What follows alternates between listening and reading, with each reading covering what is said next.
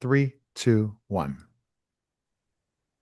Hi, everyone, and welcome to the special simulcast, the Neil Haley Show in the Storehouse Media Group podcast with our host, Sherrie of Storehouse Media. How are you, Sherrie? And who is our guest today?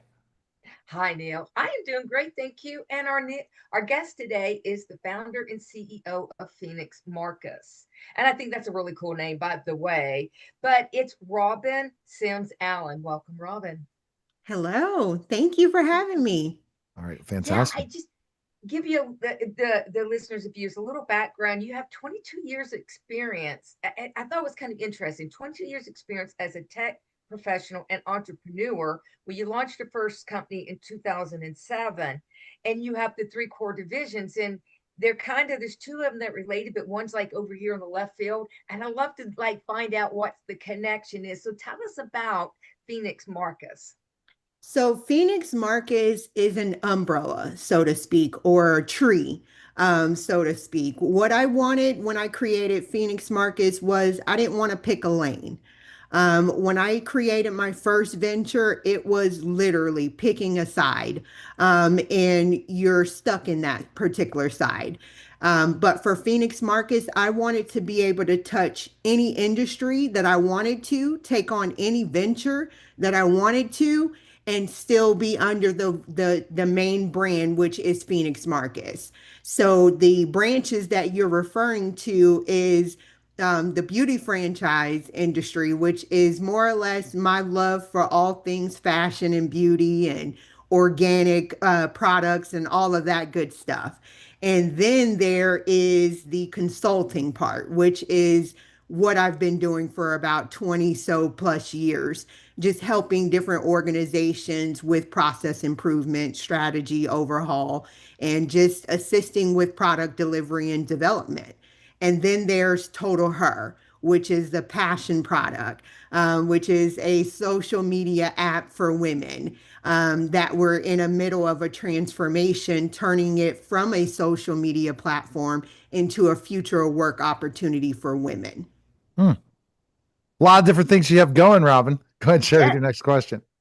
But I mean, I can see now, like you have the tech here, you have the beauty here, and somehow you married them with Total Her.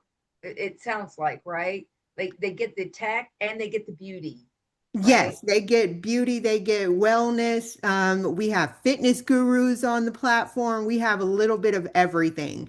I wanted to empower and inspire women everywhere.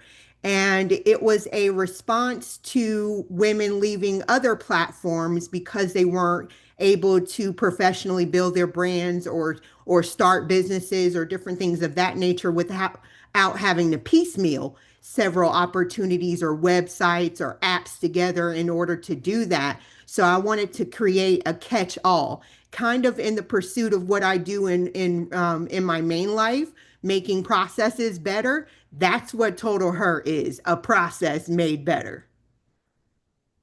And I think I that it's important when you look at the processes. You've been in the industry in so many different areas, so you can look at everything. And you talk about systems and processes for any type of business, and specifically a product or service. You know that because you've already done it, you've lived it. So, kind of Exactly. explain how that really you can go in either lane because of you have the experience and the expertise, and also the authority and success that you can go into another lane.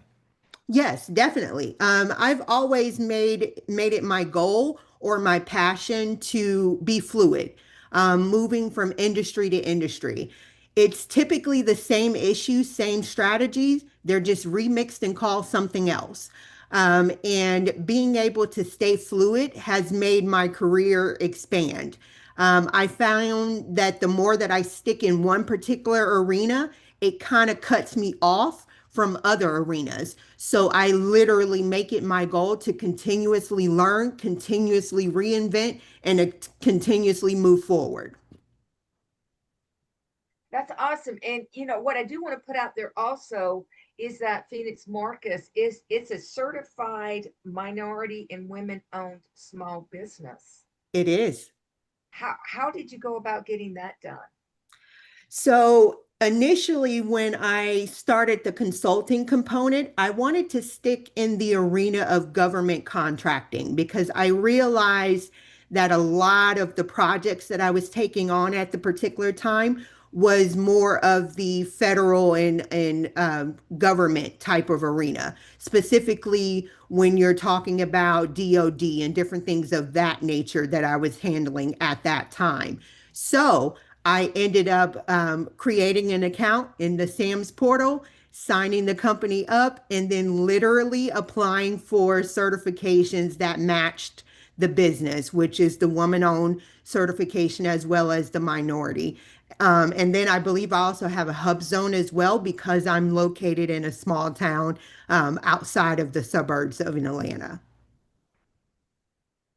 And I think Awesome. so. What's interesting when you talk about that is how important it is to look for that government money for a business and all those Yep. different things. So, what types of government contracts do you work with your clients with? For right now, I haven't been too active in the government industry. I've been taking on projects for DOT, but by way of Amtrak and different things of that Mhm. nature. So I've been dealing with that arena, but not necessarily aerospace and defense anymore. Again, just reinventing myself and moving forward is what I'm continuously to do. A lot of my time lately has been spent on revamping in implementing AI solutions in almost every project that I've been Mhm. on. Which is really smart because Yeah, it's coming full force. full force, and it's no option. Before a couple of years ago, it was optional, but now it is literally the lifeline. You Mhm. have to. So you, I love the way you kind of balance two topics, and then you did kind of marry. I mean, the love child was total her, but the whole beauty thing, that's kind of being a girl, that Mhm. kind of catches my attention. But what I noticed is that you're kind of niche, and even in the beauty, it looks like a hair removal franchise, which is something like I don't quite know what that is, but what I picked up on is that you saw that there was a void, and Yeah. you decided I have to strike while the iron's hot. And like my mom used to always say, she was an entrepreneur, you find a void and you fill it, and you've Yes. got to, and it seems to be your passion, beauty and all of that. That seemed to be your passion anyway. So you're just sharing your passion while filling a void. Yes. So here's the trick behind the scenes, or what I think when I'm considering a business opportunity or a project. One, I'm trying to find a problem to solve. And if there's not a product to solve, then I am now thinking of where we're going to be next. So I'm thinking 2, 3, sometimes 4 years in advance. And with beauty, you want to be thinking as far as in advance as possible, only because you want to get in on those opportunities early enough and not late. And the particular arena that I wanted to stick in was the organic space. So we're talking about natural products, things that don't necessarily require heavy manufacturing and different things of that nature. These are things that you can find in your kitchen or locally sourced.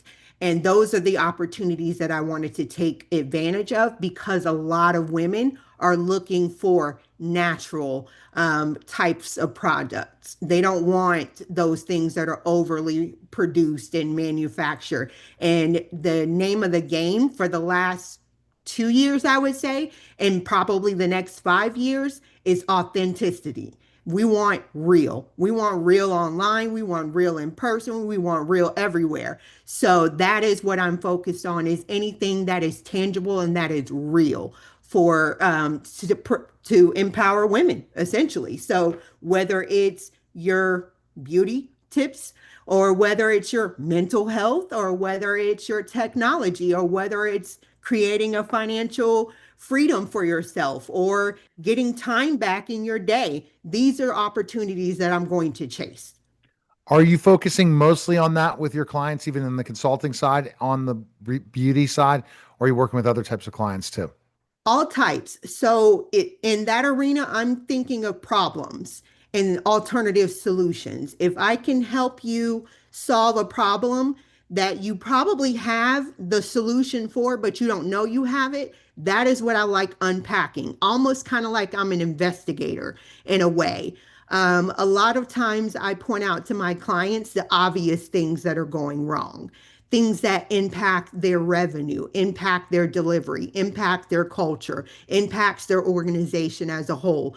And the lessons that I learned from dealing with my clients is why I built the exact opposite. I saw what went wrong and I'm doing the exact opposite. So it's almost kind of like I'm in an ongoing education system with myself.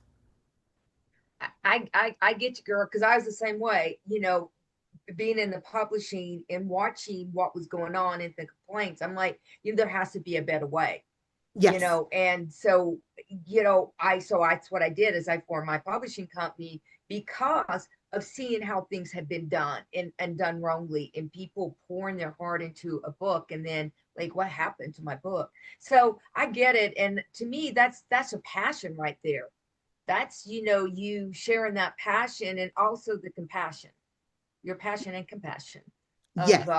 wanting to make sure people get treated the way you get treated, the way you want treated. Definitely, It's over. definitely. It all started years, many, many years ago.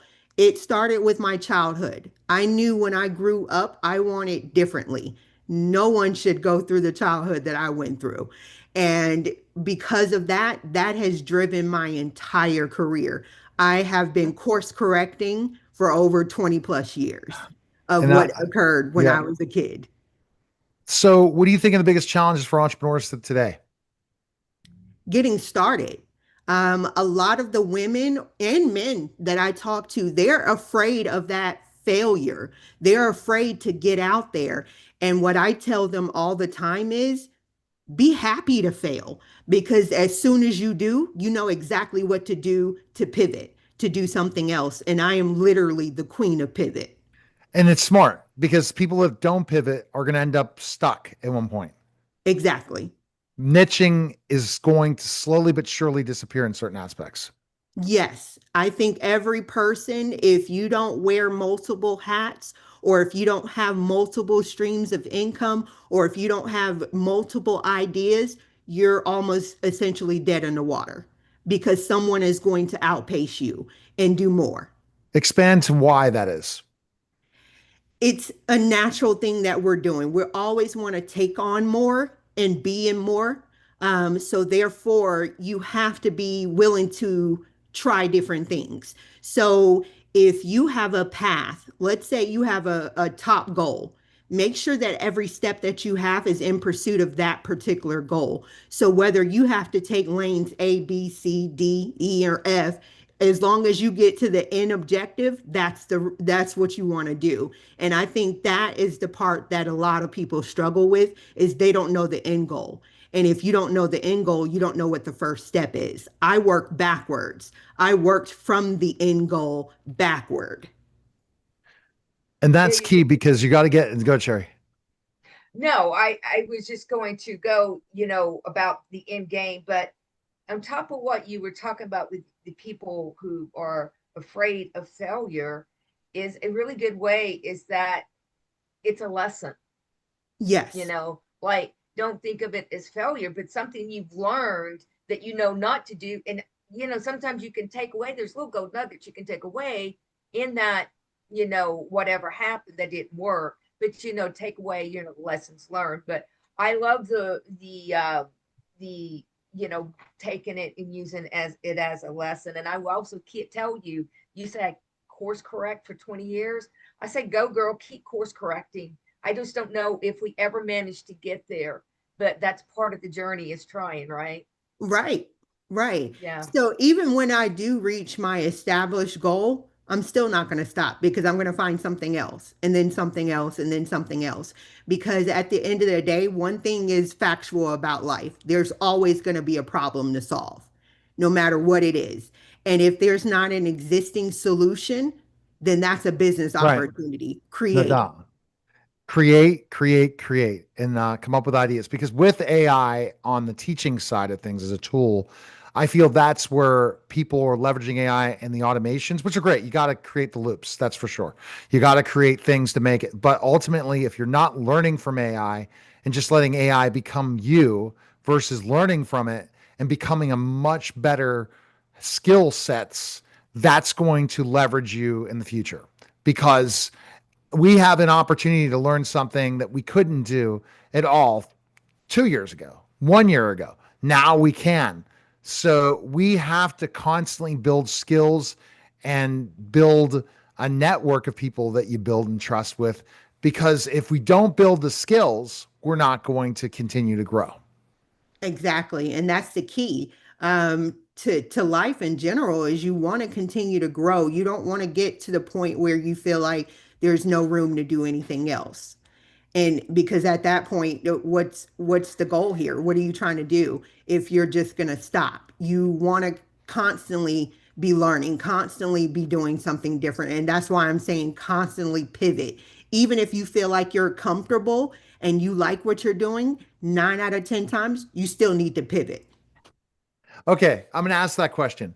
Give me an example of a pivot that some people wouldn't see happening. Like and where you're successful, you're making good money, you probably might not have an exit plan. Some people do, some people don't. What kind of pivot example would you say to do and when? My thing is do what is comfortable for you initially and then do the exact opposite. So if there is a particular business venture or a particular idea or a particular type of company or anything that would be considered your normal or your safe bet, then the chances are you need to figure out what the exact opposite is and do that. Interesting. Interesting. And why? Because you're going to learn. So either you're going to fail at that new opportunity or you're going to succeed because it's something brand new, it's fresh. Right. That means you're going to come hungry and desirable. You're going to want to know everything there is to know about whatever that is. And you're going to put all of your energy into it. So there's only one or two ways to go. Either it's going to fail or it's going to be overly successful. And I'm going to add to this, Sherry. This is such a great point that she's making. Is specifically enough. I put certain clients I'm working with still as R&D, research and development, that I'm trying to build my skills. Where really it might not be the best financial decision for me, but it's the best R&D decision for me. And in 2 years, it might not be. But for right now, it's very important to put extra time in versus budgeting based on, okay, this is what my client, what I'm making per hour per this client, or my, because of what I'm learning. Because what you bring in the learning phase is very important. I was talking to AI today. I have conversations with Claude voice all the time and in variety of different ways to just kind of lead through things. That's the best voice AI right now, in my opinion, conversational. And it was talking about it, saying, what should you do? How should you leverage this? Should you do that? And then I asked the question, and specifically, I want to label this under R&D. And he said R&D. And then I'm like, okay, that makes sense because you got to continue to grow. So just because it doesn't make the greatest decision at this point, it might be the most beneficial for you later on. Definitely. And in 9 out of 10 times, whatever that skill set is that you're learning today, you're gonna need it in the future. Because what happens when you come across another client that needs that particular skill set? You're gonna be able to leverage that opportunity because you acquired it. Totally. Wow. And it's a fun thing when you acquire those skills because then you can go and leverage that with another client later on. E- Exactly. Yeah, I'll talk to young kids about, or teenage, whatever, about starting a business. And it's like, when you're doing that, and I think you were just got through saying it in so many words, it's like never tell anybody, it's like, oh, can you do this? You can't do that. Or can you do this? Always tell them yes. And then go learn how to do it and learn how to do it well, before you put it back at them. But all that just builds your value, your market value, that builds your skill set, and just makes you more wanted by more people. So I think you were saying that by telling them, just learning different skills. But that's the way I look at it too. But Yeah. but And when you were talking about entrepreneurs, you really sound, you were describing to me somebody who writes a book. The people don't want to write a book because they think they're going to fail. But I'd have you tell them, somebody who wanted to write an author, the same words you just got through saying, is you just do it. Either you're going to fail or you're not. You Right. know, yeah, And it's I really think that's no way of being certain about anything. no. Every decision that you make in life, literally, you don't know what that result is going to be. That doesn't mean that you're going to not take that action. You need to take that action, regardless of what the consequences or what happens at the end, because it's still going to be a learning.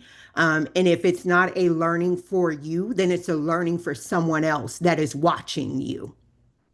Well, let me ask you, people will say, write what you know. And I always say, I think you need to start writing about what you're passionate about, because that passion is contagious, right? With you, what do you think is more important, what you know or your passion in I think the both. entrepreneur? I Yeah. think both. If I was writing material, then obviously I would talk about lived in experience or things that I know, factual and different things of that nature. But in the same token, I would also write about what I am not familiar with and what I'm passionate about, what really means something to me, because 9 out of 10 times, this particular piece of information is beneficial for someone else. And if it is beneficial for them, maybe that could be that nugget of information that they need in order to move to their next stage. So you just never know. I'm a firm believer of each one teach one. That's right. Good advice. Good advice. So you've got total her. When is that expected? It was coming up, right? It's launching. When do you expect to have that So it is launching? out now, the MVP version, the original version, which is the traditional social components of it, is available now. But the revamp or the AI solution, the revamp of going into the future of work and different things of that nature, that is coming soon. Awesome. Oh, how can Awesome. people find how can people find you and Total Her and all the other things you got going on? So you can definitely look up TotalHER.co, which is the website. Now, what you will see today for the TotalHER logo, the branding, the strategy, the vision, the mission, all of those things are getting ready to have a complete makeover. That is the Mm, pivot that I'm referring to that is about to take place. So you're going to see everything change. So keep up with that particular site because that's going to be the first thing that changes, and then it's going to change in the app stores. To keep up with me, I'm on all of your traditional giants. So I'm on Instagram, so you can find me as R. Sims Allen, or you can find me on LinkedIn, and it's my full spelling of my name, Robin Sims Allen. And on both of those channels, it is actually me responding. So if you send a message, that is me. If you were finding me on Facebook or Twitter or any of those things, that is not me. It is someone representing me, but it's definitely not me. So if you want to reach me directly, those are the two places where I am most. All right. Thanks again, Robin. We can go to storehousemediagroup.com for all things publishing, marketing, ghostwriting, and everything in between. Appreciate it. That was a special simulcast. The Neil